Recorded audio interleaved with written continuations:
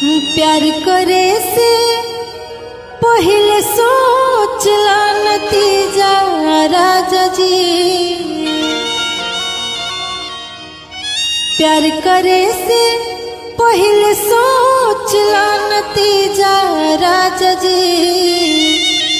मोर बहिनी या के बने पड़ी जीजा राजा जी। मोर बहिनी या के बने पड़ी जीजा राजा जी। प्यार करे से पहले सोचला नतीजा राजा जी।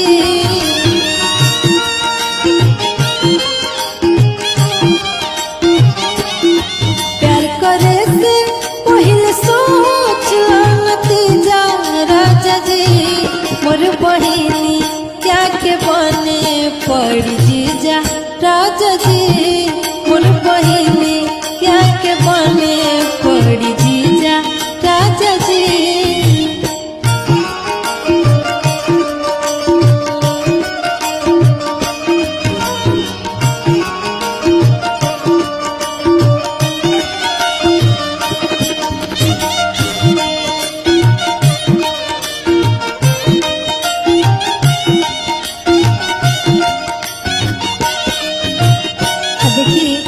कैसे समझावतिया ली साथ फेरा साथ वचन निभाई हो।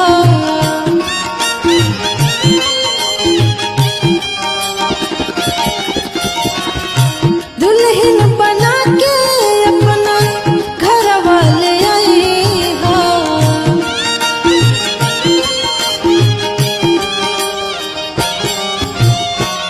ली साथ फेरा साथ वचन निभाई हो। दुल्हन बना के अपना घर वाले आई हो। और का कहतिया हमके चाची कही और भतीजा राजा जी।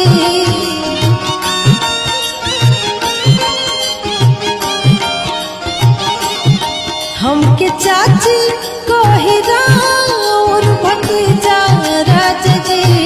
प्यार करे से पहले सोचला नतीजा राजा जी। प्यार करे से पहले सोचला नतीजा राजा जी।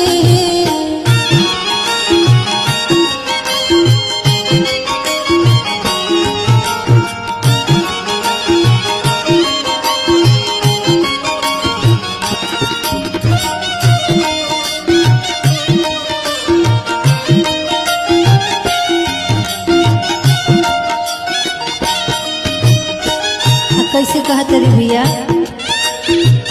रह चाहे दिल्ली चाहे रह गुजरात में।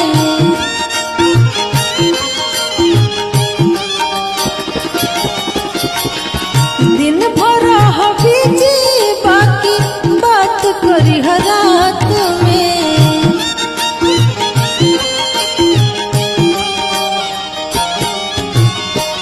रह चाहे दिल्ली चाहे रह गुजरात में। दिन भर रह बिजी बाकी बात करी रात में। आयो का भूख लागी तो खियावे पड़ पिजा राजा जी।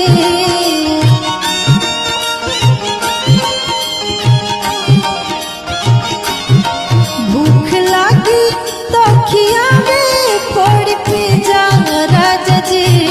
प्यार करे से पहले सोचला नतीजा राजा जी।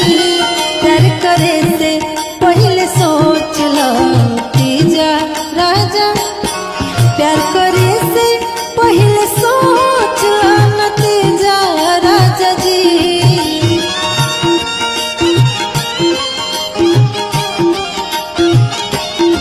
प्यार करे से पहले सोचला नतीजा राजा जी।